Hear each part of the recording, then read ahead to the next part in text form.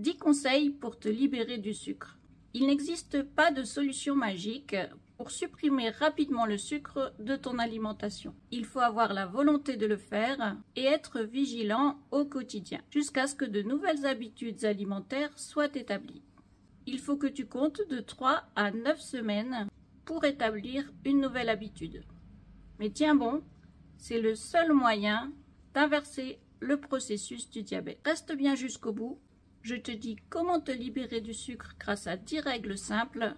La dernière est absolument indispensable. Mais avant d'aller plus loin, je t'invite à liker cette vidéo et à t'abonner à mon compte en cliquant sur le petit plus à droite de la vidéo. Tu accéderas à ma bio et tu y trouveras un lien pour rejoindre ma communauté. Donc voici les 10 règles simples qui peuvent te libérer du sucre, te faire perdre beaucoup de poids et améliorer ta santé. Première règle, élimine les jus de fruits.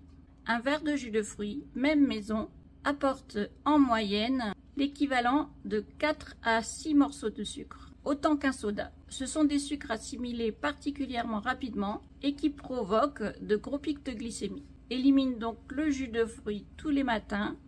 Si tu veux consommer des fruits, consomme-les entiers. Deuxième conseil, prudence avec les sucres naturels. On peut être tenté par exemple par le sirop d'agave, mais il est très riche en fructose, dont il a tous les inconvénients. Idem pour le miel. Troisième conseil, ne remplace pas les sucres par des édulcorants. Les études montrent que les édulcorants ne diminuent pas les risques de surpoids ni de diabète. Ils ont aussi une dose maximale recommandée et qui peut être dépassée en cas de forte consommation, ce qui peut exposer ta santé à des risques. D'autre part, les édulcorants entretiennent aussi l'accoutumance au goût sucré. Quatrième conseil, trouve des alternatives saines. Si le sucre te manque, tu peux utiliser dans tes plats et tes boissons des extraits naturels d'agrumes ou de vanille, de la cannelle, du zeste de citron, des huiles essentielles, par exemple de menthe, de lavande, de gingembre, de cannelle,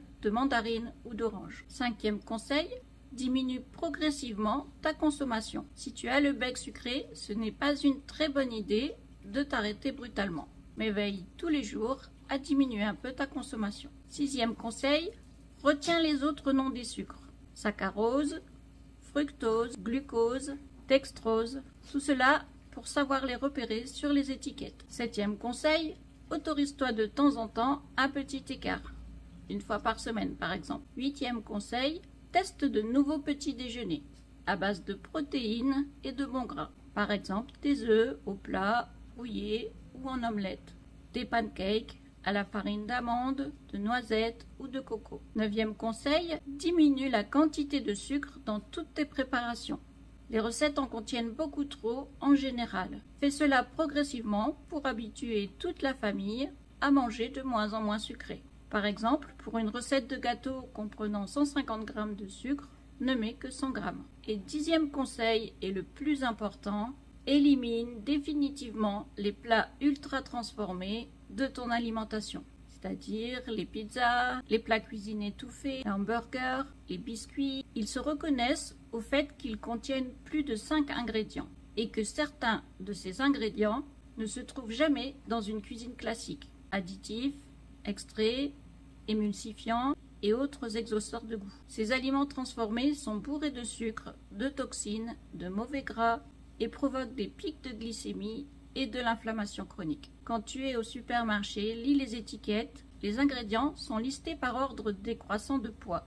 Donc si le sucre ou ses variantes, les glucides, figurent dans les premières positions, tu peux reposer le produit dans le rayon. Mange à la place des produits sains et naturels, des légumes, des fruits, de la viande, du poisson, des œufs, des légumineuses. Si tu as aimé cette vidéo et que tu veux en savoir plus pour lutter contre la résistance à l'insuline et l'inflammation chronique, écris plus en commentaire.